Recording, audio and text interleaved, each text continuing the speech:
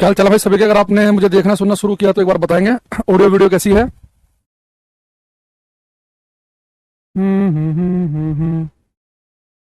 बेटा वो अनुराग कुमार, वो थर्मोडायनामिक्स में हीट के नाम से पढ़ाया हुआ, चेक करना।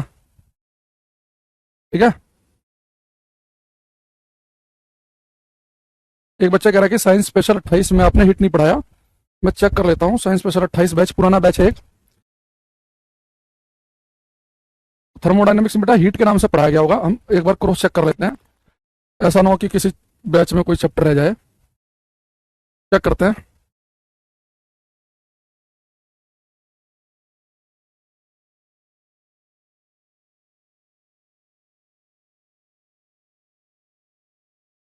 सही कह रहा भाई बच्चा, उसमें हीट रह गया है।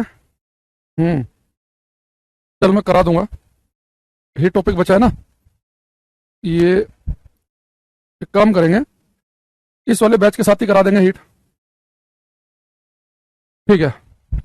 हीट नहीं कराया ना, कोई नहीं, जब इस बैच में ये खत्म हो जाएगा लाइट चैप्टर वो तब करा देंगे। ठीक है, चलो। धन्यवाद आपका, आपने याद दिलाया। रंगारंग कार्यक्रम मतलब क्या होता है? रंगारंग कार्यक्रम यानी कि अब हम शुरुआत करेंगे पढ़ाई करने की। ठीक है, तो हाँ, शुरू किया जाए। दो चार बच्चों के नाम ले देते हैं हम।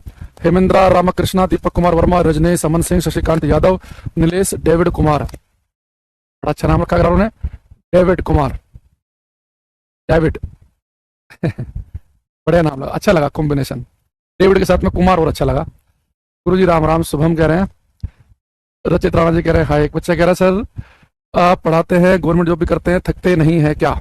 देखो, जब मैं क्लास स्टार्ट करता हूँ ना, मैं सोच के आता ही नहीं कि मैं पढ़ाने जा रहा हूँ। मैं सोच के आता हूँ कि चलते हैं बच्चों से बात बात करेंगे, डिस्कशन करेंगे, ऐसे लिख रहे हैं बोर्ड पे, कुछ ज्ञान बच्चों को देंगे, कुछ उनसे सीखेंगे। तो बातचीत ऐसे जब भी आप पढ़ाई करो ना, तो जो आप ये सोच करेगा जी मैं 4 घंटे पढ़ूंगा, 6 घंटे पढ़ूंगा, थक जाओगे, मन नहीं करेगा पढ़ने का। इंटरेस्टिंग चीज नहीं है ना, ब्रेन पे जोर पड़ता है तो ब्रेन सिग्नल भेजेगा भाई साहब आराम कर लो। तो जब भी आप पढ़ने बैठो कोई भी सब्जेक्ट, सोचो चलो हिस्ट्री पढ़ रहे हैं, कुछ सीखते हैं, देखते हैं हिस्ट्री में क्या हुआ। अगर आप अपने दिमाग को सिग्नल देने के बाद पढ़ना शुरू करोगे, ऐसा नहीं बोलोगे कि उसे चोर की जबरदस्ती कोई काम कर रहे हैं, अनइंटरेस्टिंग काम कर रहे हैं, तो आपको दिमाग को बहकाना है और कुछ नहीं करना। जैसे कह रहा सर आजकल आप हैंडसम लगने लगे हैं, इसे कहते हैं लेफ्ट हैंडेड कॉम्प्लीमेंट, प्रशंसा के रूप में अपमान की। आजकल लगने लगे हो, नहीं आजकल लग रहे हो। ठीक है, चलो अब यहाँ पे आते हैं। अब हम करते हैं आज की स्टार्ट पढ़ाई। देखो, पिछली 2-3 क्लासों से, क्योंकि बड़ा टॉपिक है रिफ्रैक्शन, अपवर्तन, आपको सर इसमें आप ज्यादा भावुक हो गए हो। 2-3 क्लास से रिफ्रैक्शन ही चल रहा है। लेकिन रिफ्रैक्शन जो है, जो आप हमें बता रहे हो कि लाइट का एक से दूसरे मीडियम में जाना, कि जब लाइट एक से दूसरे मीडियम में जाती है, इसे रिफ्रैक्शन अपवर्तन कहते हैं। तो उसके डेली लाइफ में हमें कहां देखने को मिलता है ये? तो डेली लाइफ की कुछ एप्लीकेशन बताओ। तो डेली लाइफ की कुछ एप्लीकेशन अभी हम डिस्कस करेंगे आपके साथ में, यहां पे देखना। ठीक है, यहां देखना ध्यान से। ये हमारे पास में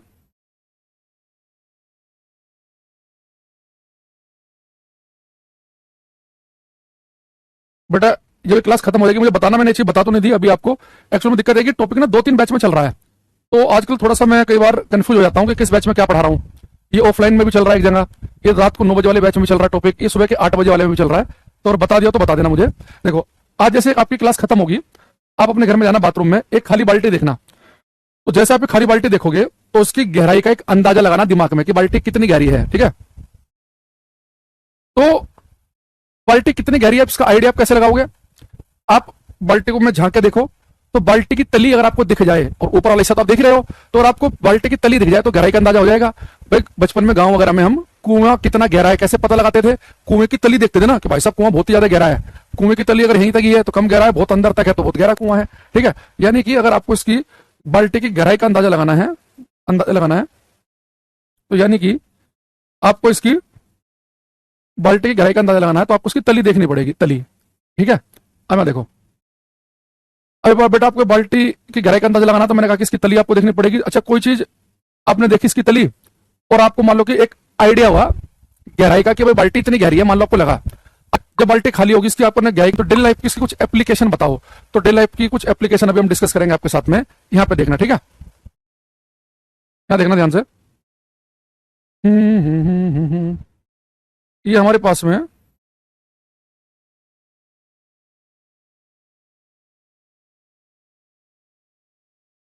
बेटा, ये क्लास खत्म हो जाएगी, मुझे बताना, मैंने चीज बता तो नहीं दी अभी आपको। एक्चुअली में दिक्कत है कि टॉपिक ना 2-3 बैच में चल रहा है, तो आजकल थोड़ा सा मैं कई बार कंफ्यूज हो जाता हूँ कि किस बैच में क्या पढ़ा रहा हूँ। ये ऑफलाइन में भी चल रहा है एक जगह, ये रात को 9 बजे वाले बैच में चल रहा है टॉपिक, ये सुबह के 8 बजे वाले में भी चल रहा है। तो और बता दिया तो बता देना मुझे। देखो, आज जैसे आपकी क्लास खत्म होगी, आप अपने घर में जाना, बाथरूम में एक खाली बाल्टी देखना। तो जैसे आप खाली बाल्टी देखोगे तो उसकी गहराई का एक अंदाजा लगाना दिमाग में कि बाल्टी कितनी गहरी है। ठीक है,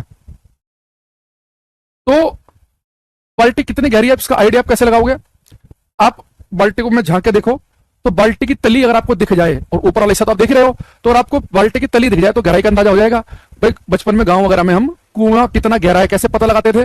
कुएं की तली देखते थे ना कि भाई साहब कुआं बहुत ही ज्यादा गहरा है, कुएं की तली अगर यहीं तक ही है तो कम गहरा है, बहुत अंदर तक है तो बहुत गहरा कुआं है। ठीक है, यानी कि अगर आपको इसकी बाल्टी की गहराई का अंदाजा लगाना है, तो यानी कि आपको इसकी बाल्टी की गहराई का अंदाजा लगाना है तो आपको उसकी तली देखनी पड़ेगी, तली।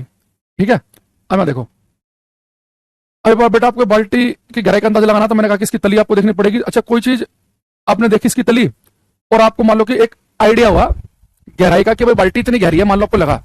अब एक काम करना, जब बाल्टी खाली होगी इसकी आपने गहराई का अंदाजा लगा लिया, अब इस बाल्टी को आप पानी से भर देना। बाथरूम में टंकी चलाना या नल जो भी आपके घर में है, इससे आपने बाल्टी को पूरा पानी से भर दिया। साफ पानी से भरना है, धुंधला नहीं होना चाहिए, ट्रांसपेरेंट साफ पानी। अब बाल्टी से पूरा पानी से भर दोगे, बाल्टी को पानी से पूरा भर दोगे। अब दोबारा से इसकी तली देखना, दोबारा से, तो जब पानी से भरी बाल्टी की तली देखेंगे ना, तो आपको उसकी तली थोड़ी सी उठी हुई दिखेगी, यानी कि जो तली यहां पर थी वो यहां नहीं दिखेगी, वो यहां दिखेगी। आपको बाल्टी कम गहरी लगेगी। आप आज ही ट्राई करके देखना, खाली बाल्टी जितनी गहरी लग रही है, पानी से भरी बाल्टी उसके मुकाबले हल्की सी कम गहरी लगती है।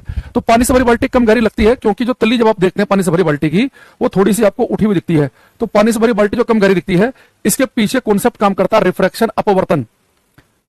अब आप कहेंगे सर पानी से भरी बाल्टी कम गहरी दिखती है यानी उसकी तली उठी हुई दिखती है, रिफ्रैक्शन अपवर्तन कैसे कार्य करता है इसमें?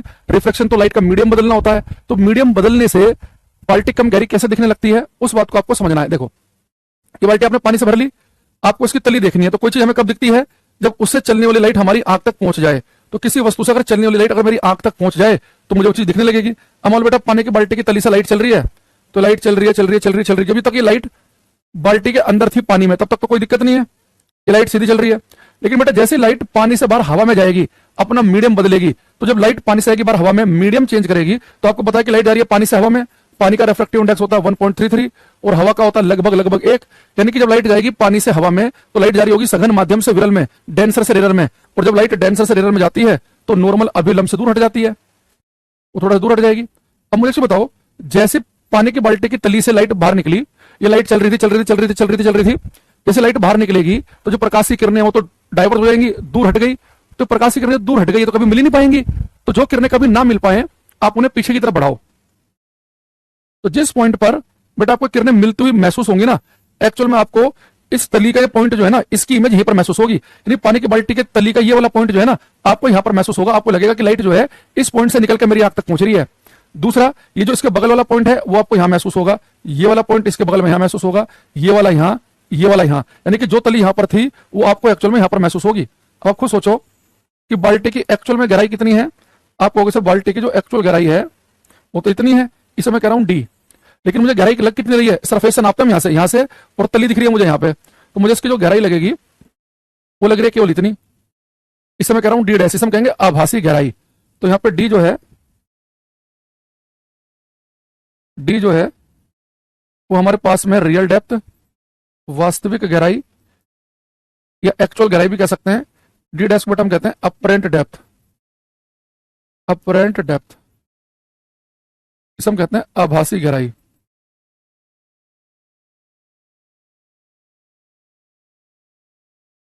ये वास्तविक गहराई है, ठीक है। डी है वास्तविक गहराई और डी डैश है आभासी गहराई। ठीक, अब यहां पे एक चीज देखना ध्यान से, ये वास्तविक थी, आभासी थी। तो पानी से भरी बाल्टी की जो तली है वो यहां की जगह मुझे यहां दिखाई दी, यानी बाल्टी थी इतनी गहरी पर दिख मुझे इतनी गहरी। वजह क्या है? लाइट का रिफ्रैक्शन, लाइट का मीडियम चेंज करना। अगर लाइट अगर मीडियम चेंज ना कर रही होती, अंदर भी हवा ही होती और बाहर भी हवा होती, तो लाइट सीधे हमारी आंख पहुंचती, जिस पॉइंट से लाइट चली उसी पॉइंट से ही पहुंचती, तो हमें बाल्टी वास्तविक जो गहराई थी वही लगती। ठीक है। अब अगर आपसे पेपर में 3 तरीके से, 2-3 तरीके से क्वेश्चन आएगा, 3 तरीके से कैसे पूछेगा? बड़ा सिंपल सा, पानी से भरी बाल्टी कम गहरी क्यों दिखती है? एक तरीका ये कि बाल्टी कम गहरी क्यों दिखती है, स्विमिंग पूल कम गहरा क्यों दिखता है, पानी से भरी कोई टंकी कम गहरी क्यों दिखती है, तो आंसर क्या है उसका? रिफ्रैक्शन। या क्या पूछेगा, पानी से भरी बाल्टी की तली उठी हुई क्यों दिखती है, तो पानी से भरी बाल्टी की तली उठी हुई दिखना रिफ्रैक्शन। या ये कह देगा कि पानी से भरी बाल्टी की तली में एक सिक्का रखा है, कॉइन रखा है, तो कोई कॉइन जो है, सिक्का जो है वो हमें उठा हुआ दिखता है, तो बेटा जब तली उठी हुई दिखती है तो तली में जो सिक्का रखा होगा वो भी उठा हुआ दिखेगा, तो वो भी हमारा क्या कहलाएगा? रिफ्रैक्शन, अपवर्तन कहलाएगा। ठीक, अच्छा अब ये मैं आपको एग्जांपल लिखूंगा कि रिफ्रैक्शन की वजह से क्या क्या होता है। अब हम यहाँ पे समझते हैं कि भैया बाल्टी जो है अगर वो पानी से भरी हो तो उसकी जो भी गहराई होगी, वास्तविक गहराई आभासी गहराई उससे कम आएगी। एक तो ध्यान रखना कि जो आभासी गहराई होती है वो वास्तविक गहराई से कम आएगी। लेकिन आप कहोगे सर कितनी? मान लो कि बाल्टी जो है ये 16 मीटर गहरी है, मैं इसे पानी से भर दूं तो कितने मीटर गहरी लगेगी? 16 से कम तो लगेगी, 15 मीटर गहरी लगेगी, 12 लगेगी, 4 मीटर गहरी लगेगी। तो इसका एक सिंपल सा फॉर्मूला है, उसे ध्यान समझना। इससे क्वेश्चन आता है, तो ग्रुप डी का एक बड़ा सुंदर क्वेश्चन दिखाऊंगा अभी मैं आपको इससे। बेटा देखो, जो आभासी गहराई होती है ना, ये क्या होती है? एक्चुअल गहराई को, वास्तविक गहराई को आप क्या करो, बाल्टी को जिस लिक्विड से आपने भरा, जैसे जनरली हम पानी से भरेंगे, उसके रिफ्रैक्टिव इंडेक्स से भाग कर दो। तो आभासी गहराई क्या होती है? वास्तविक गहराई को क्या करेंगे हम? लिक्विड के, तरल के अपवर्तनांक से भाग कर देंगे, बस हमारा काम हो गया। एक दो क्वेश्चन देखो, आप समझ जाओगे। ठीक है, वो सब आएगा, निखिल भी आएगा, अभी भावुक मत हो, जो बताया जा रहा है उसे पढ़ो। आप लोग ना आगे आगे भागते हो, 2-4 लाइनें कहीं से पढ़ ली है, बेसब्रे हो जाते हो, थोड़ा सुना करो, थोड़ा पेशेंस रखो जीवन में। तो आभासी गहराई क्या होती है? वास्तविक गहराई को किससे भाग कर देंगे? हमने बाल्टी को जिस लिक्विड से भरा उसके अपवर्तनांक से। जैसे फॉर एग्जांपल अगर मैं क्वेश्चन पूछूं, एक बाल्टी है, इसकी वास्तविक गहराई है बेटा 24 मीटर की, और एक बाल्टी की वास्तविक गहराई 24 मीटर हो, तो बताओ इसकी आभासी गहराई क्या होगी, इसकी अपरेंट डेप्थ क्या होगी? अपरेंट डेप्थ, आभासी गहराई क्या होगी? अगर एक बाल्टी 24 मीटर गहरी, इसकी आभासी गहराई बताना है।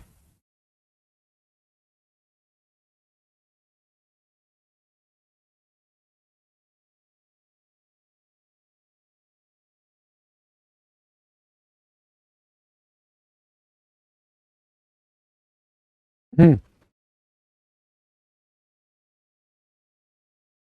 हाँ मेरे पास आंसर आने लगे हैं। विपुल, नीलेश, बिहारी बाबू का ठीक है। रचित राणा पता नहीं क्या लिख रहा है, पूजा, नवीन, शुभम, तेवतिया, धर्मवीर, इन सबको एकदम ठीक है। हाँ, मैंने कहा कि एक पानी से भरी बाल्टी 24 मीटर गहरी है, तो उसकी आभासी गहराई क्या होगी? तो जब भी आभासी गहराई, आप सुनो, आभासी गहराई होती है वास्तविक गहराई को आप लिक्विड के रिफ्रैक्टिव इंडेक्स से भाग कर दो। लिक्विड हमने क्या बोला आपसे कि पानी से भरी बाल्टी है, तो पानी का रिफ्रैक्टिव इंडेक्स तो आपको पता ही है क्या होता है, 4/3। तो एक्चुअल गहराई कितनी है? 24 मीटर की, रिफ्रैक्टिव इंडेक्स 4/3, 3 पहुंच जाएगा ऊपर, तो 4 6 24, 6 छाते 18 मीटर आंसर आएगा। और एक चीज और ध्यान रखना कि आभासी गहराई की जब भी हम बात करेंगे तो वो रियल डेप्थ से कम आएगी। रियल कितनी थी? 24 मीटर, तो आभासी कम आएगी। अच्छा दूसरी चीज, अगर मैं आपसे कहूं इस क्वेश्चन में, भैया बाल्टी जो थी ये 24 मीटर गहरी थी, लेकिन मुझे कितनी गहरी लगी? भाई गहराई कहां से नापते हैं? सरफेस से, यहां से। ठीक है, तो बाल्टी एक्चुअल में थी 24 मीटर गहरी, मुझे कितने मीटर गहरी लग रही है? आप कहेंगे सर 18 मीटर गहरी। तो यानी कि अगर मैं आपसे कहूं इस बाल्टी की तली कितनी उठी हुई दिखेगी मुझे? भाई एक्चुअल में 24 मीटर गहरी बाल्टी है, लग मुझे 18 मीटर ही है, यानी इसकी तली कितनी उठ गई होगी ऊपर? 24 में से 18 गया, 6 मीटर उठ गई होगी। तो जो तली यहां पर थी आपको दिख रही है यहां पर, तो इसे बेटा यहां से यहां तक जो तली उठी है ना, इसे हम कहते हैं vertical shift. Vertical shift Hindi में कैसे कहते हैं हम? ऊर्ध्वाधर, वर्टिकल शिफ्ट, ऊर्ध्वाधर विस्थापन कहेंगे एक तरीके से ना, ऊर्ध्वाधर विस्थापन, वर्टिकल शिफ्ट। तो अगर आपको वर्टिकल शिफ्ट निकालना हो ना, कि वर्टिकल शिफ्ट कैसे निकालेंगे? भाई बाल्टी 24 मीटर गहरी थी, लग 18 मीटर गहरी है, तो तली कितनी वर्टिकली शिफ्ट करी, ऊर्ध्वाधर कितना विस्थापित हुई तली, तो इसे निकालते हैं एक्चुअल गहराई में से आभासी गहराई को घटा देना, तो वर्टिकल शिफ्ट आ जाएगा।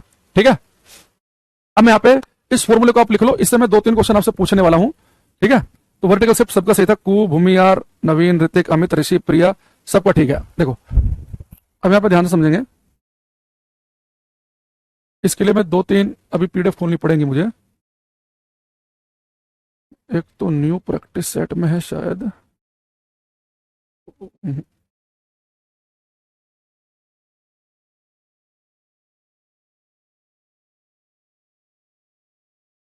सॉरी कहाँ चले गए भाई?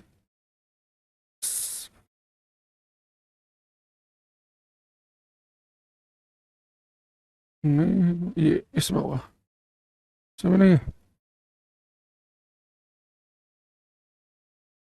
ये एक तो ये वाला ओपन कर लेते हैं, ठीक है, एक फिजिक्स के 2 नंबर, एक 2 नंबर वाली पीडीएफ, 2 हो गई। इनसे काम चल जाएगा शायद। हम्म हम्म हम्म हम्म हम्म।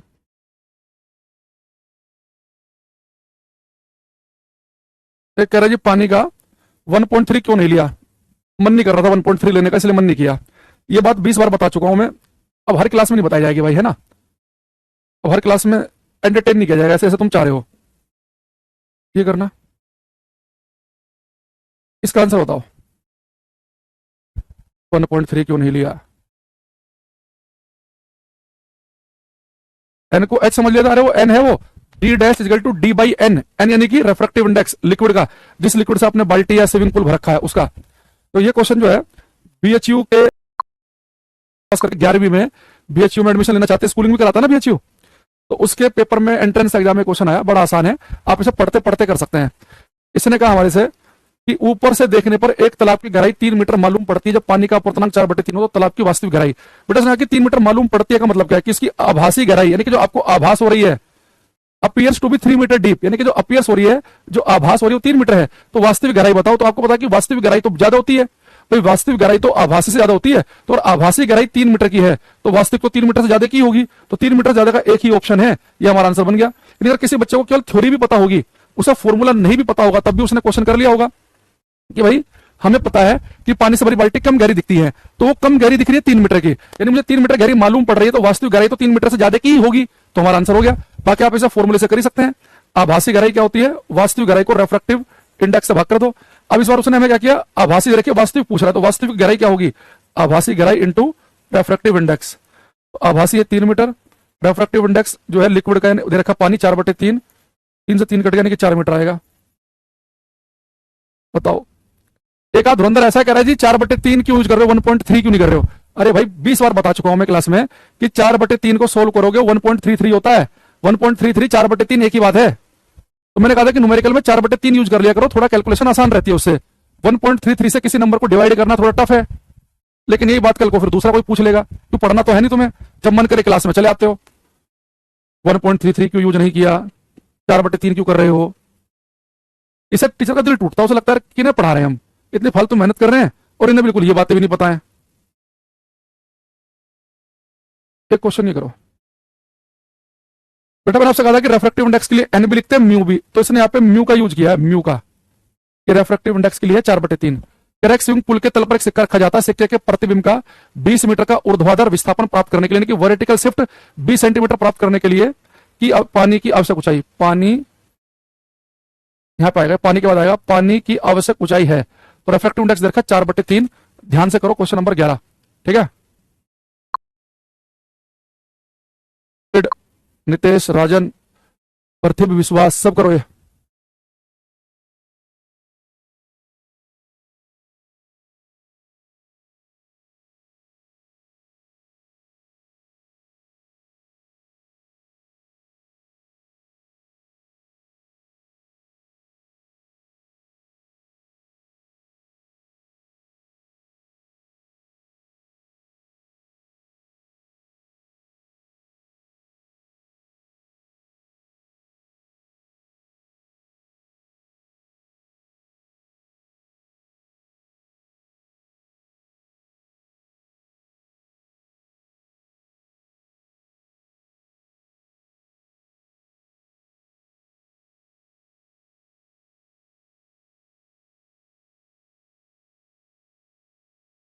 कुछ आज हमारे पास में आ रहे हैं, देखो इसने कहा कि एक स्विमिंग पूल के एक तल पर एक सिक्का रखा जाता है, सिक्के के प्रतिबिंब का 20 मीटर का ऊर्ध्वाधर विस्थापन, तो वर्टिकल जो शिफ्ट है, वर्टिकल शिफ्ट वो कितना चाहिए आपको, 20 सेंटीमीटर का चाहिए।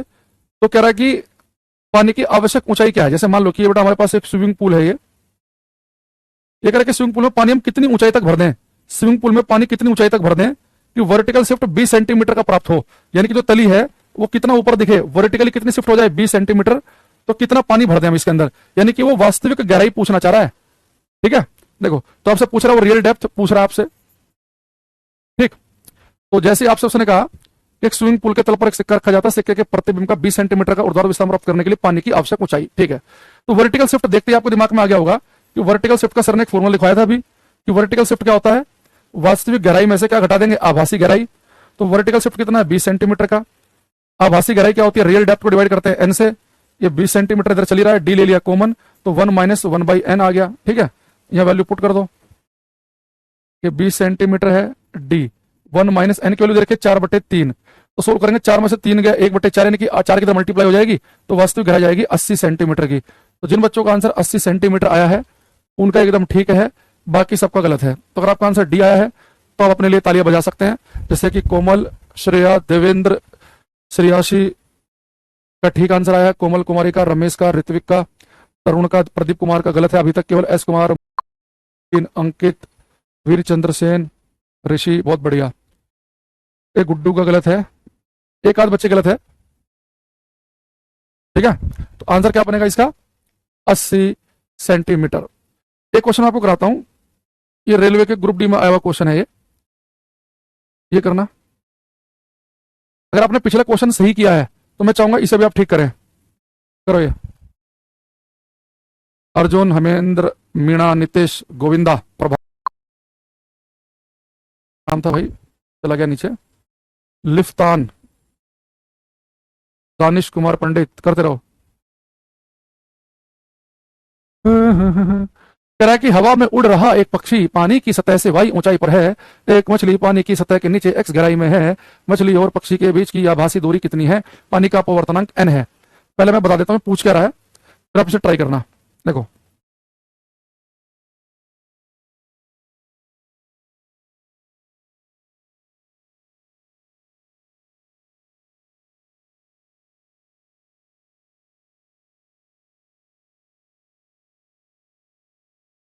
ये बेटा कह रहा है कि एक तालाब है और हवा में उड़ रहा है एक पक्षी पानी की सतह से वाई ऊंचाई पर है। मान लो कि बेटा एक पक्षी है कोई, ये कितनी ऊंचाई पर है, उसने कहा कि पक्षी जो है ये वाई ऊंचाई पर है। ठीक, और कह रहा है कि एक मछली पानी की सतह के नीचे x गहराई में है और जो मछली है वो x गहराई में है। तो मान लो कि यहाँ पे एक मछली है,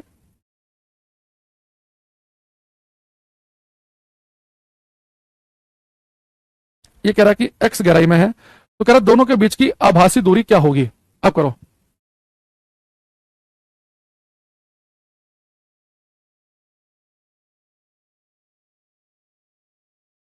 फ्री इलेक्ट्रॉन किसी सर्किट में मूव करता है राजेश कुमार, नेगेटिव टर्मिनल से पॉजिटिव टर्मिनल की तरफ को, यानी कि लो पोटेंशियल से हाई पोटेंशियल की तरफ को।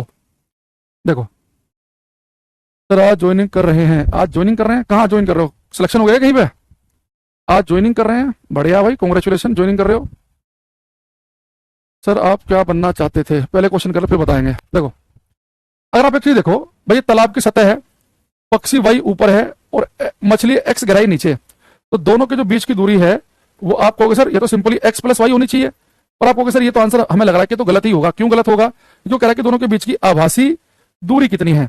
अब एक बात समझो, ये पक्षी वाई ऊपर है, मछली एक्स गहराई नीचे है, तो हमें पता है कि अगर हम बाहर से पानी के अंदर की कोई चीज देखते हैं तो वो तो हमें उठी हुई दिखती है, यानी मछली एक्स गहराई में तो है, पर पक्षी को ये मछली एक्स गहराई में नहीं लगेगी, ये मछली थोड़ी सी उठी हुई दिखेगी।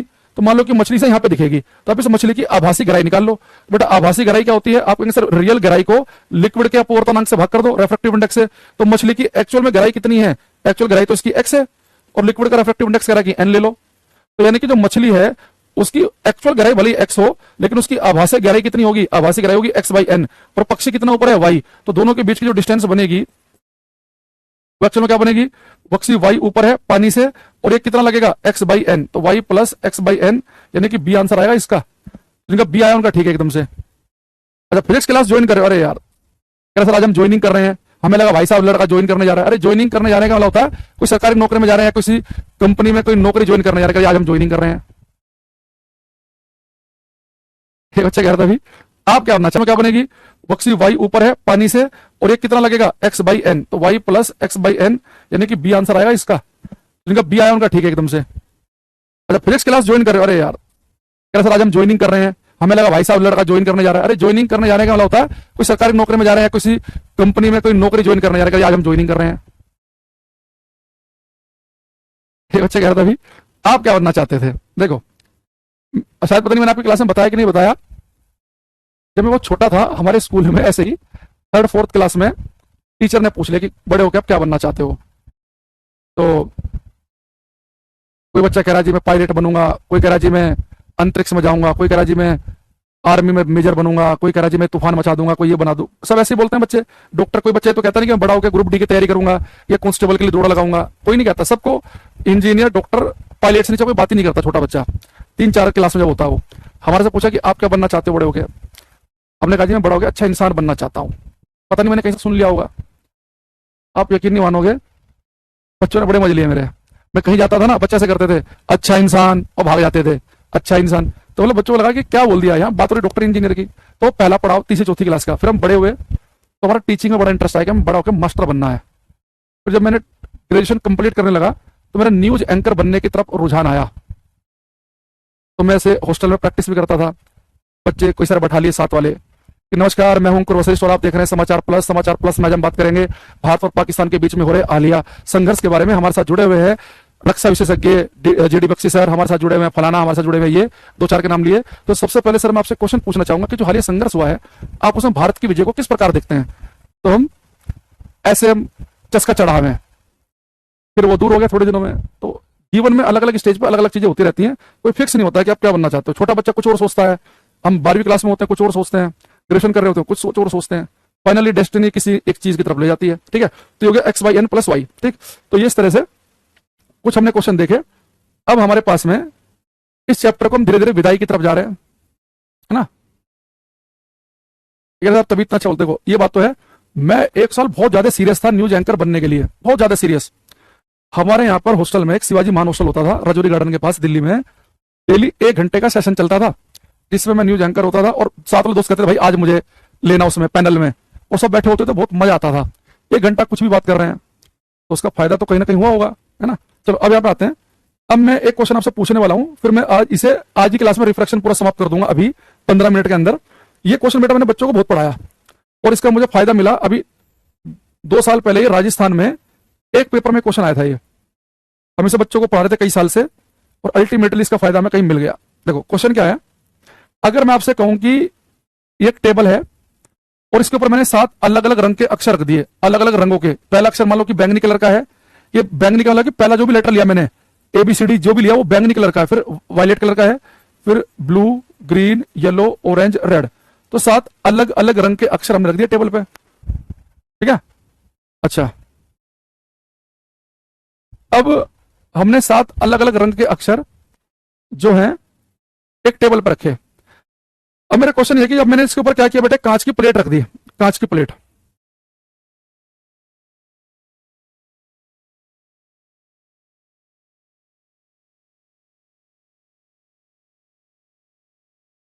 अब बेटा बड़े ध्यान से देखना, ये 7 अलग अलग रंग के अक्षर हैं, इनके ऊपर मैंने कांच की प्लेट रखी और मैंने अभी ऊपर से देखना शुरू किया। पता क्या होगा, अगर आपके पास अलग अलग रंग के अक्षर रखे हो, इनके ऊपर एक कांच की प्लेट रख दो ना, तो सारे अक्षर जो है ना ये थोड़े से उठे हुए दिखेंगे।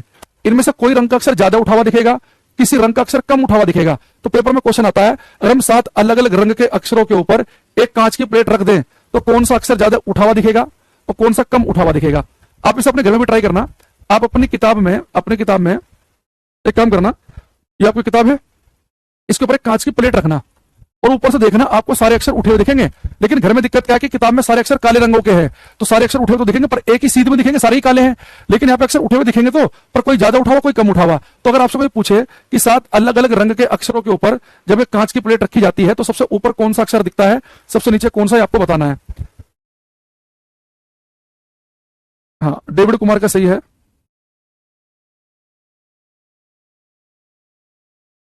प्रिया का गलत हो गया, हेमेंद्र मीना का सही है। FVU के बारे में बता दीजिए, जब पढ़ाएंगे बता देंगे। गौतम कुमार, जो पढ़ाया जा रहा है उसे पढ़ लो। तुम्हें लेंस मिरर पढ़ा रहे हैं अभी हम, पढ़ाया तुम्हें कनकेव मिरर, कॉन्वेक्स मिरर, जब पढ़ाएंगे तो बता देंगे। सुबोध पटनायक कुछ लिख रहे हैं, चलो इसका पहले आंसर बताता हूं फिर मैं इसे एक्सप्लेन कर दूंगा। देखो, अगर आप 7 अलग अलग रंग के अक्षर लेंगे, लिखेंगे when we put a glass slab on 7 different colors, when we put a glass slab on 7 different colors, comma violet color, appears at top while red color appears at bottom। Hindi में लिखेंगे, जब सात अलग अलग रंग के अक्षरों के ऊपर, जब सात अलग अलग रंग के अक्षरों के ऊपर एक कांच की प्लेट रखी जाती है, जब सात अलग अलग रंग के अक्षरों के ऊपर एक कांच की प्लेट रखी जाती है, तो बैंगनी रंग सबसे ऊपर, तो बैंगनी रंग सबसे ऊपर और लाल रंग सबसे नीचे दिखाई देता है। तो बैंगनी सबसे ऊपर और लाल सबसे नीचे दिखाई देता है। वायलेट कहां दिखेगा? टॉप पर, और लाल दिखेगा नीचे। हो जाएगी सूरज आज वो। देखो बेटा, एक तो इस बात को ना प्रिज्म से कंपेयर मत करना। प्रिज्म से देखो, प्रिज्म में दो सरफेस होती है ना, वो किसी एंगल पे होती हैं। तो प्रिज्म जब लाइट गुजरती है ना, तो वहां पर बैंगनी नीचे होता है, लाल ऊपर। तो प्रिज्म से कंपेयर नहीं करना। यहाँ पे हमने कांच की प्लेट रखी है, कोई प्रिज्म की बात नहीं हो रही यहाँ पे, ठीक है। अब देखो, अब मैंने कहा आपसे कि बैंगनी कलर दिखेगा टॉप पर, लाल दिखेगा नीचे। इसकी वजह क्या है, इस पर आते हैं। देखो अभी समझने की कोशिश करेंगे इस कॉन्सेप्ट को भी हम। उससे पहले एक छोटी सी बात जिस पर आपको ध्यान देना है। अगर मैं आपसे कहूं कि भाई ये मेरे पास में ये बेटा एक बाल्टी थी, और इस बाल्टी की तली पर मान लो कि दो सिक्के रखे हुए हों। एक सिक्का ये रखा हुआ है और एक मान लो कि ये रखा हुआ है। तो ये वाला सिक्का मुझे यहां पे दिख रहा है और ये वाला सिक्का मान लो कि यहां दिख रहा है। यानी इसका मतलब क्या हुआ, प्रिज्म से कंपेयर मत करना। प्रिज्म से देखो, प्रिज्म में दो सरफेस होती है ना, वो किसी एंगल पे होती हैं। तो प्रिज्म जब लाइट गुजरती है ना, तो वहां पर बैंगनी नीचे होता है, लाल ऊपर। तो प्रिज्म से कंपेयर नहीं करना। यहाँ पे हमने कांच की प्लेट रखी है, कोई प्रिज्म की बात नहीं हो रही यहाँ पे, ठीक है। अब देखो, अब मैंने कहा आपसे कि बैंगनी कलर दिखेगा टॉप पर, लाल दिखेगा नीचे। इसकी वजह क्या है, इस पर आते हैं। देखो अभी समझने की कोशिश करेंगे इस कॉन्सेप्ट को भी हम। उससे पहले एक छोटी सी बात जिस पर आपको ध्यान देना है। अगर मैं आपसे कहूं कि भाई ये मेरे पास में ये बेटा एक बाल्टी थी, और इस बाल्टी की तली पर मान लो कि दो सिक्के रखे हुए हों। एक सिक्का ये रखा हुआ है और एक मान लो कि ये रखा हुआ है। तो ये वाला सिक्का मुझे यहां पे दिख रहा है और ये वाला सिक्का मान लो कि यहां दिख रहा है। यानी इसका मतलब क्या हुआ कि जो सिक्का बेटा मुझे ज्यादा उठा हुआ दिखेगा, यानी इसकी आभासी गहराई तो कम होगी। भाई गहराई तो ऐसा नापते हैं ना सरफेस से, जहां पर पानी खत्म हो रहा, हवा स्टार्ट हो रही है, तो यानी कि सिक्के की आभासी गहराई कम होगी और इसकी आभासी गहराई कैसी होगी? ज्यादा। यानी कि जब मैं आपसे कह रहा हूं, जो क्वेश्चन अभी मैं ले रहा था आपके सामने कि कौन सा कलर ज्यादा उठावा दिखेगा, कौन सा कम उठावा दिखेगा, अगर मैं आपसे कह रहा हूं कि जो बैंगनी कलर है ये मुझे ज्यादा उठावा दिख रहा है, यानी ज्यादा उठा, यानी कि सरफेस से इसकी गहराई, आभासी गहराई कम है, और जो लाल दिख रहा है नीचे, इसकी आभासी गहराई ज्यादा है। तो लाल कलर की आभासी गहराई ज्यादा क्यों है, समझना ध्यान से, ठीक है। अब मैं देखेंगे, देखो आभासी जो गहराई होती है वो होती है वास्तविक गहराई बटे रेफ्रेक्टिव इंडेक्स के। लिक्विड का रेफ्रेक्टिव इंडेक्स, लेकिन हमने यहाँ पे कांच की प्लेट रखी है, तो यहाँ पे कांच का रेफ्रेक्टिव इंडेक्स होगा फ्री है। अब यहाँ पे अच्छी देखो बेटा, जितने भी अक्षर थे ये सब आपने एक ही सीध में रखे थे, तो सबकी वास्तविक गहराई तो सेम ही है। जो इनकी एक्चुअल गहराई थी वो तो सेम थी, लेकिन जैसे आपने इसके ऊपर कांच की प्लेट रखी, तो बैंगनी दिख रहा है ऊपर, लाल दिख रहा है नीचे, लेकिन लाल रंग की आभासी गहराई ज्यादा है। पता क्यों है? देखो, उस रंग के लिए आभासी गहराई, उस रंग की आभासी गहराई ज्यादा होगी जिस कलर के लिए रेफ्रेक्टिव इंडेक्स सबसे कम होगा। और मैंने कल आपको बताया था कि किसी मीडियम का, जैसे कांच का या पानी का, किसी मीडियम का रेफ्रेक्टिव इंडेक्स लाल रंग के लिए सबसे कम होता है। मैंने कल आपको बताया था ना कि किसी माध्यम का अपवर्तनांक लाल रंग के लिए कम होता है, इसलिए लाल रंग मीडियम में तेज भागता है। लाल रंग की स्पीड ज्यादा क्यों होती है कांच के अंदर? क्योंकि लाल रंग के लिए रेफ्रेक्टिव इंडेक्स होता है कम। अगर लाल रंग के लिए अपवर्तनांक कम है तो लाल रंग के लिए गहराई कैसे आएगी? ज्यादा। तो लाल रंग की आभासी गहराई ज्यादा आने का मतलब यह है कि लाल रंग नीचे दिखेगा, तभी तो गहराई ज्यादा बनेगी। लेकिन जो बैंगनी कलर है उसका रेफ्रेक्टिव इंडेक्स होता है ज्यादा, किसी मीडियम का अपवर्तनांक बैंगनी कलर के लिए होते ज्यादा, तो उसके लिए आभासी गहराई आएगी कम। आभासी गहराई कम का मतलब है कि उठावा दिखेगा, उसकी गहराई कम रहेगी।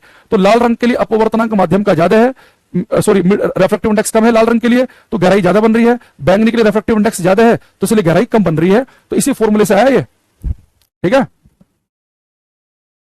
फुल स्क्रीन में देखो, जिसे राइट, जिसे छोटा लग रहा है ना, मोबाइल की फुल स्क्रीन में देखा करो, ऐसे मत देखा करो, फुल स्क्रीन करो, सब दिखेगा सही सही, ठीक है।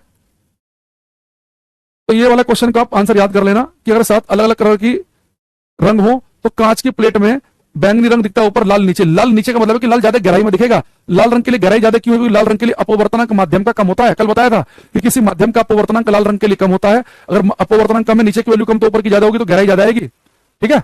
बाकी समझ में आया तो बहुत बढ़िया, नहीं तो आंसर याद कर लेना, ठीक है। इससे ज्यादा और नहीं बता सकते भाई, इसमें इतना ही है। चलो अब हम लिखेंगे यहाँ पे, हम अब बिल्कुल आखिर में चल रहे हैं हम रिफ्लेक्शन के। Effects of refraction of light, प्रकाश के अपवर्तन के प्रभाव, प्रकाश के अपवर्तन के प्रभाव।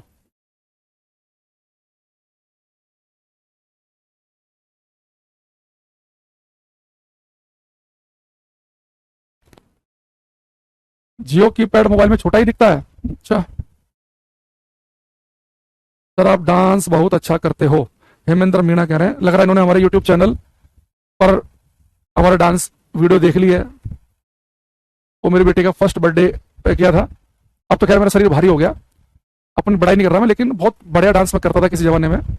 कॉलेज में जितने भी एनुअल फंक्शन होते थे उसमें हमारा डांस होना ही होना था। लेकिन अब शरीर इतना भारी हो गया है, अब हम अंकल वाला डांस करने लग गए हैं। ये वाला अंकल टाइप के लोग नहीं करते थे जब हम छोटे थे, हम देखते थे अंकल कैसे डांस कर रहे हैं। शरीर इतना भारी हो गया, हिलता ही नहीं है। चलो अब आप आते हैं अपवर्तन के प्रभाव। तो देखो, दो तीन तो मैंने इसके इफेक्ट बताए अपवर्तन के आपको, कि पानी से भरी बाल्टी कम गहरी दिखती है ना, या पानी से भरी बाल्टी में सिक्का उठा हुआ दिखता है ना, ऐसे बताया मैंने आपको। तो जो एक दो बताए पहले वो लिख लो, फिर धीरे धीरे एक काम करते हैं, इसके मेरे पास लिखे हुए हैं प्रिंटेड, उसमें वो देखता हूँ अगर मिल जाए तो।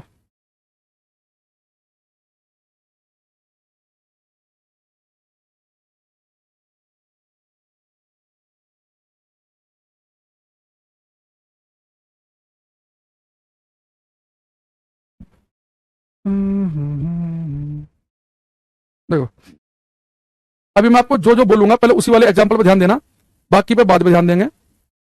सबसे पहले आप देखो इसमें 2 number, effects of refraction of light, प्रकाश के अपवर्तन के प्रभाव। तो सेकंड में क्या लिखा है कि पानी से भरी बाल्टी का कम गहरा दिखना, a bucket of water appears to be less deep than it actually is. तो अगर आपसे कोई पूछे कि पानी से भरी बाल्टी कम गहरी क्यों दिखती है, तो बोलेंगे रिफ्रैक्शन की वजह से। ठीक है।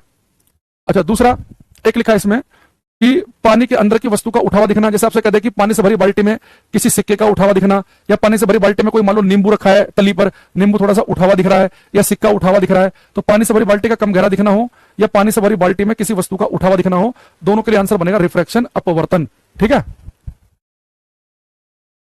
गुरुजी वशिष्ठ आपका गोत्र है क्या, अमन सिंह कह रहे हैं। बेटा इन चीजों में ध्यान मत दो, देखो है ना, क्लास में ये गोत्र क्या है, जाति क्या है, धर्म क्या है, इनसे बचो, बाकी पढ़ाई पर ध्यान दो। अब देखो, अब तीसरे बात है, आपने चीज और देखी होगी बचपन में, अगर आपने ध्यान दिया हो, ये मान लो कि कांच का गिलास आपके पास, और इसमें आधा जो है पानी भरा हुआ है, ठीक, और आधे में हवा है, और आपने इसमें क्या किया, एक पेंसिल छोड़ दी। तो आपने देखा होगा जहां पे बेटा पानी खत्म हो रहा है, हवा स्टार्ट हो रही है, जहां पे मीडियम चेंज हो रहा है, वहां पे पेंसिल थोड़ी सी आपको बेंड दिखती होगी, मुड़ी हुई दिखती होगी। तो पानी से भरी बाल्टी में किसी पेंसिल का मुड़ा हुआ दिखना, पेंसिल का मुड़ी दिख रही है जहां मीडियम चेंज हो रहा है, जहां पानी है जितने हिस्से तक वहां सीधी, बाहर हवा वाले हिस्से में भी सीधी, तो जहां पे सरफेस है मीडियम चेंज में बेंडिंग दिख रही है, क्योंकि आपको पता है जब लाइट एक से दूसरे मीडियम में जाती है तो बेंड होती है, और कोई चीज देखने के लिए लाइट हमारी आंख पे पहुंचनी चाहिए। तो जो आपको बेंडिंग दिख रही है मोड पर, वो भी रिफ्रैक्शन की वजह से, क्योंकि लाइट यहाँ पे क्या कर रही है, मीडियम चेंज कर रही है। ठीक है। तो अगर आपसे कोई कहे पानी से भरी बाल्टी में किसी छड़ का मुड़ा हुआ दिखना, तो ये भी किसकी वजह से हो रहा है, जहां पे मीडियम चेंज होने की वजह से, रिफ्रैक्शन की वजह से। तो अभी आप 3 एग्जाम्पल याद रखेंगे, पानी से भरी बाल्टी का कम गहरा दिखना, वस्तु का उठा हुआ दिखाई देना, पानी से भरी बाल्टी में किसी छड़ का पेंसिल का मुड़ा हुआ दिखना, इन तीनों को ध्यान कर लो। और जब ये आएगा आएगा और 100% आएगा। अब आपकी किस्मत वाली बात है कि आपके सेट में आए कि पड़ोसी के सेट में आए। वो पेपर लीक कर रहे हैं हम, ये क्वेश्चन आना है, वो पूछता है आपसे कि तारों का टिमटिमाना, ट्विंकलिंग ऑफ स्टार्स, किस घटना पे काम करता है। तो बेटा अभी मैं आपको पूरा एक्सप्लेन करूंगा कि इंपॉर्टेंट है ये, इसे डिटेल में जाएंगे, हम ऐसे एग्जांपल में खपाएंगे नहीं।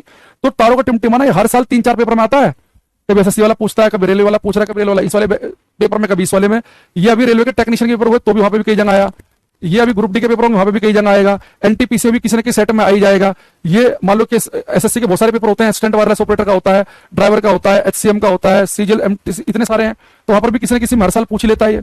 तो तारों का टिमटिमाना किस घटना में काम करता है, रिफ्रैक्शन। आप कहेंगे सर तारों के टिमटिमाने में रिफ्रैक्शन कैसे जिम्मेदार है। रिफ्रैक्शन तो मीडियम चेंज करना होता है, होते हैं असिस्टेंट वायरलेस ऑपरेटर का होता है, ड्राइवर का होता है, एचसीएम का होता है, सीजीएल, एमटीसी, इतने सारे हैं, तो वहां पर भी किसी न किसी में हर साल पूछ ही लेता है। तो तारों का टिमटिमाना किस घटना में काम करता है, रिफ्रैक्शन। आप कहेंगे सर तारों के टिमटिमाने में रिफ्रैक्शन कैसे जिम्मेदार है। रिफ्रैक्शन तो मीडियम चेंज करना होता है। ठीक है। अब यहां देखो, ये बेटा धरती माता है, ये अर्थ है, ये अर्थ के चारों तरफ का एटमोस्फेयर है, वातावरण जो हवाओं से मिलकर बना है। और मान लो कि अंतरिक्ष में बहुत दूर कहीं एक तारा है, ठीक। आप यहां अपनी छत पे खड़े हैं रात को, और आपको तारा देखने का मन किया, ठीक है। तो आप पहले समझो कि कोई तारा हमें दिखता क्यों है। आप कहेंगे सर, हाँ, ये जगह टीसीएस का फेवरेट है ये क्वेश्चन। ये पहले से ये टीसीएस का नहीं, कोई भी पेपर बनाए, ये बहुत फेवरेट है तारों का टिमटिमाना, ये स्टेट में भी बहुत आता है। अब देखो, अब आप कहेंगे भाई तारा में क्यों दिखता है, आप कहोगे सर तारा से जो प्रकाश निकल रहा है, लाइट निकल रही है, तो तारे से निकलने वाली लाइट अगर हमारी आंख तक पहुंच जाए तो तारा में दिख जाएगा। अब देखो यहां से लाइट चल रही है, चल रही है, चल रही है, चल रही है, चल रही है, चल रही है, चल रही है, चल रही है। अब बेटा तारे का प्रकाश कहां चल रहा है, अंतरिक्ष में। अंतरिक्ष में क्या होता है, वैक्यूम निर्वात, जहां का अपवर्तनांक होता है 1। लेकिन जैसे तारे का प्रकाश हमारे वातावरण में जाएगा एयर में, तो यहाँ का रिफ्रैक्टिव इंडेक्स होता है 1.0003। यानी तारे का जो प्रकाश है वो जब अंतरिक्ष से हमारे वातावरण में आएगा तो विरल माध्यम से सघन में आ रहा है, रेयर से डेंसर, और विरल से सघन में आते समय लाइट क्या करती है, अंदर की तरफ को बेंड कर जाती है। अभी लाइट मेरी आंख में पहुंच गई, यदि तारे का प्रकाश, जब तारे से जो लाइट चली, जो मेरी आंख में लाइट पहुंचेगी ना, तो बेंड होकर मुड़ के मेरी आंख में पहुंचेगी। अब जो हमारा जो दिमाग है, हमारा जो ब्रेन है, हमारा जो ब्रेन है, उसे हमेशा ऐसा लगता है कि लाइट तो सीधी रेखा में ही चलती है। अभी लाइट चली चली चली चली चली, लाइट बैंड होकर मेरी आंख में पहुंची, तो हमारे ब्रेन को लगता है कि लाइट तो सीधी रेखा में चलती है। तो मेरे ब्रेन को एक्चुअल में लगेगा कि लाइट पता कहां से आ रही होगी, लाइट तो सीधी रेखा में चलती है। तो मेरे ब्रेन को ये लगेगा कि लाइट एक्चुअल में इस वाले पॉइंट से आ रही है। यानी जो रात को आप देख रहे हो ना छत पे खड़े होकर, वो आपको तारा नहीं दिख रहा, वो किसी तारे की इमेज, उसका प्रतिबिंब दिख रहा है। भाई तारा था तो यहाँ पे, ये लाइट चली, बैंड होकर आंख में पहुंची, दिमाग को लगता है कि लाइट चलती है सीधी रेखा में, तो दिमाग को लगेगा जो लाइट आ रही है इस वाले पॉइंट से आ रही है, ये किसी तारे की इमेज है। दूसरा, हमारे एटमॉस्फेयर में जो एयर है ये हिलती रहती है, जो उसकी इमेज बनेगी वो भी हिलती रहेगी, कभी इमेज यहां बन रही, कभी ऊपर, कभी नीचे, कभी अगल में, कभी बगल में। तो इसलिए आपको तारा टिमटिमाता हुआ लगता है कि कभी यहां दिख रहा है, कभी यहां, कभी यहां, कभी यहां, क्या उसके आसपास आगे पीछे चलता रहेगा, तो इसलिए आपको टिमटिमाट दिखेगी। तो अगर कोई आपसे कहे कि तारे का टिमटिमाना किस वजह से हो रहा है, लाइट के मीडियम चेंज, देखो जब भी तारे से प्रकाश आए, सूर्य से प्रकाश आए, इन सब में रिफ्रैक्शन होता ही है कि प्रकाश कहां से चलेगा, निर्वात से हमारे वातावरण में आएगा। तो इस रिफ्रैक्शन को हम बोलते हैं एटमॉस्फेरिक रिफ्रैक्शन, वायुमंडलीय अपवर्तन। अपवर्तन हो तो रहा है, लेकिन कहां से हो रहा है, वायुमंडल से। तो हम पूरा डिटेल में अगर बोलना चाहे तो वायुमंडलीय अपवर्तन भी कह सकते हैं, एटमॉस्फेरिक रिफ्रैक्शन भी कह सकते हैं, खाली रिफ्रैक्शन ही कह दो, ठीक है। अच्छा, दूसरी चीज, एक मैंने यहाँ पे 5वां पॉइंट लिखा, अब एक इसे समझना ध्यान से। तो 5वां क्या है, जैसे मान लो आपके घर वालों ने सुबह सुबह आपको भेज दिया छत पे कि बेटा ऐसा करो, जीवन में कुछ तो काम करो, पढ़ाई वढ़ाई तो तुम कर नहीं रहे हो और ना कोई काम धंधा कर रहे हो, और खाना चाहिए दिन में 3 बार, तो कुछ तो काम करना पड़ेगा। जाओ, 4 बजे उठाया और छत पे भेज दिया। आपने कहा जी ठीक है, अब नाश्ता करना है तो भाई काम करना पड़ेगा। आपने कहा जी मैं छत पे जाता हूं, करूं क्या? घर वालों ने कहा कि बेटा जैसे ही सनराइज हो उस टाइम को नोट करना है, तेरा काम यही है डेली का। सन उगा, डेली का टाइम नोट किया कर, 4 बजे उठाकर, इसी बहाने कम से कम जल्दी उठेगा, जल्दी उठने की आदत रहेगी, स्वस्थ रहेगा, पढ़ने में दिमाग लगेगा। आपने कहा जी ठीक है। अब आप छत पे गए, अब वो सन उगा, ये हमें पता कैसे चलता है? आप अपनी छत पे जाओ, और अगर आपकी छत से सामने बिल्डिंग नहीं है, खुला है, तो आप ऐसी जगह खड़े हैं जहां पे बहुत दूर तक का देख सकते हैं, तो कहीं बहुत दूर हमें ऐसा लगता है कि धरती आकाश मिल रहे हैं। वो लाइन जहां पे हमें धरती आकाश मिलते हुए लगते हैं, बेटा उसे हम कहते हैं होराइजन, क्षितिज, जहां पे हमें धरती आकाश मिलते हुए लगते हैं। तो अगर सूर्य इस होराइजन क्षितिज से नीचे है तो छिपा हुआ है, और इसके ऊपर है तो उगा हुआ है। यानी अगर मान लो कि बेटा सन है यहाँ पे, तो छिपा हुआ है, और जैसे सन इस होराइजन से ऊपर आएगा तो आपको जी उग गया। अब मान लो कि सुबह 4 बजे से आप वेट कर रहे थे, घरों ने कहा कि एग्जैक्ट टाइम चाहिए हमें, आप खड़े हैं, अचानक से सन क्या हुआ, होराइजन से ऊपर आया, आपने तुरंत टाइम नोट कर लिया कि यह सूरज उगा 6:14 पे। तो अगर आपने टाइम लिखा ना 6:14 पे, आपको पता है सूर्य एक्चुअल में कब उगेगा? सूर्य एक्चुअल में उगेगा 6:16 पे। डेली सूर्य आपको उसके उगने से भी 2 मिनट पहले दिखने लगता है। यानी सूरज अभी यहाँ पे होगा 6:14 पे, लेकिन आपको यहाँ दिख रहा है, तो अभी एक्चुअल में सूर्य को यहां से यहां तक आने में 2 मिनट का समय और लगेगा। जैसे बेटा आपको पानी की बाल्टी की तली उठी हुई दिखती है, जैसे पानी की बाल्टी के अंदर का सिक्का उठा हुआ दिखता है मीडियम बदलने पर, जैसे आपको तारा यहां था उससे थोड़ा ऊपर दिख रहा था, ऐसे सन भी हमें है यहां पर, लेकिन हमें यहां पे दिख रहा है। जब भी सन एक्चुअल में यहां पर होगा तो यहां पर दिखेगा, जब यहां पर होगा तो यहां पर दिखेगा, जब यहां होगा तो यहां दिखेगा। तो सूर्य हमें उसे हमेशा उसकी जो एक्चुअल ऊंचाई होती है उससे ऊपर ही दिखता है। तो सन का उसके उगने से भी पहले दिख जाना यह रिफ्लेक्शन की वजह से है। यही काम शाम को होगा। शाम को जो सूर्य है, शाम को सूर्य छिप चुका है, लेकिन अभी भी आपको उठा हुआ दिखेगा। यहां पर आप सोचोगे अभी तो छिपा ही नहीं है, तो डेली सूर्य आपको उसके उगने से भी 2 मिनट पहले दिख जाता है। यानी उगना है 6:16 पे, दिख जाएगा 6:14 पे ही, तो उगने से 2 मिनट पहले दिखता है, और छिपने के भी 2 मिनट के बाद तक दिखता रहता है। तो सूर्य का उसके उगने से पहले दिखना और छिपने के बाद तक भी दिखाई देना, एक लिख लेंगे, early sunrise and delayed sunset. सूर्य का उसके वास्तविक समय से पहले उगना और छिपने के बाद भी दिखाई देना। एक इसे उतार लो, तो 5 के 5 एग्जाम्पल रट्टा मार लेना। तारों का टिमटिमाना किस घटना में काम करता है? बाल्टी का कम गहरा दिखना, सिक्के का उठा हुआ दिखना, छड़ का मुड़ा हुआ दिखना, सूर्य का जगह उसके वास्तविक समय से पहले उगना और छिपने के बाद भी दिखाई देना। मैं क्वेश्चन पूछ लेता हूं आपसे इसमें, अगर ये आपने गलत कर दिया तो भाई बहुत बेइज्जती वाली बात हो जाएगी, पूरी कहानी सुनने के बाद भी तुम्हारे साथ मेरी हो जाएगी, कितना बताया और उसके बाद भी बच्चा समझ नहीं पा रहा है। अब मास्टर की इज्जत तुम्हारे हाथों में है, अब तुम्हारे हवाले इज्जत साथी हो। क्वेश्चन नंबर 10 करो। एग्जाम में ऐसा आएगा कि तारे का टिमटिमाना किस घटना पे काम करता है, आप लिखेंगे रिफ्रैक्शन। पानी से भरी बाल्टी कम गहरी दिखती है, रिफ्रैक्शन। सूरज का उसके उगने से ही पहले दिखाई देना किस पे काम करता है, रिफ्रैक्शन। ऐसा आएगा और क्या आएगा। 4 दिन का हो जाता है पूरे दिन में, 2 मिनट सुबह 2 शाम, यानी 4 मिनट एक्स्ट्रा दिखता है सूर्य में डेली।